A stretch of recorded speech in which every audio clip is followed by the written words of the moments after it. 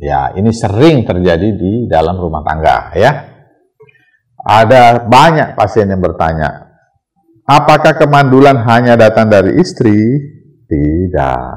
Karena untuk mencapai punya anak itu suami dan istri bertanggung jawab di situ ya. Jadi dua-duanya bertanggung jawab.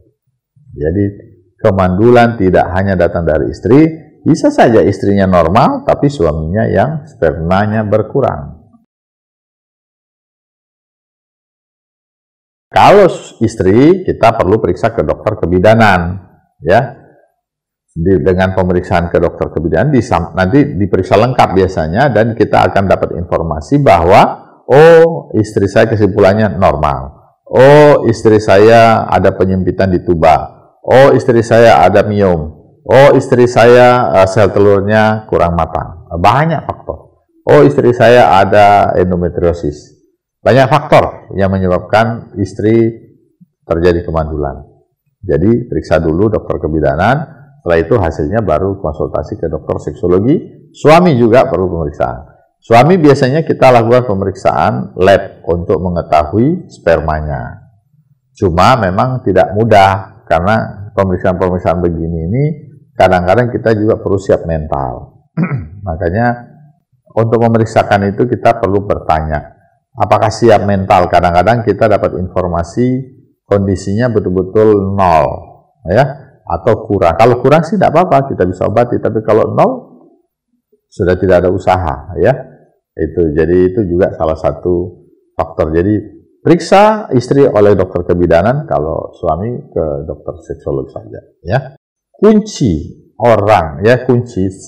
orang bisa disebut mandul adalah kalau pernikahan sudah berjalan 1 tahun dan berhubungan rutin. Jangan 1 tahun begitu nikah, suaminya langsung pergi berangkat perang ke pasukan PBB misalnya. Setelah 1 tahun tidak punya anak, ya wajar. Kalau punya anak malah masalah itu.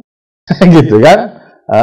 Jadi kalau 1 tahun berhubungan rutin suami istri, terus belum punya anak, nah itu sudah masalah.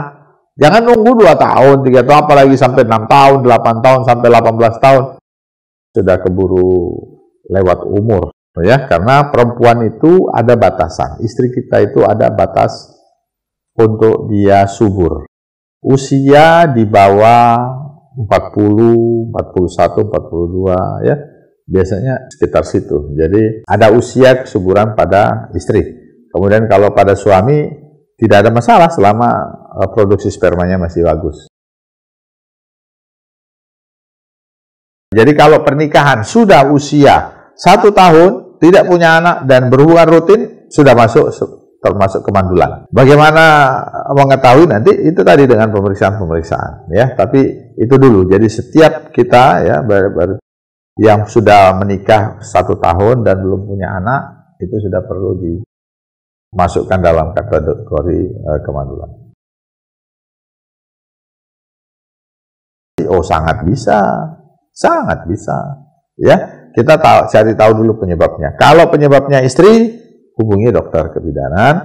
Kemudian kalau suami, kita bisa atasi dengan dokter seksologi, ya. Jadi masing-masing punya job-job, ya. Jadi sehingga insya Allah bisa teratasi, ya. Kemandulan ini macam-macam, ada kriteria-kriterianya. Jadi nanti kita obati sesuai dengan penyebabnya.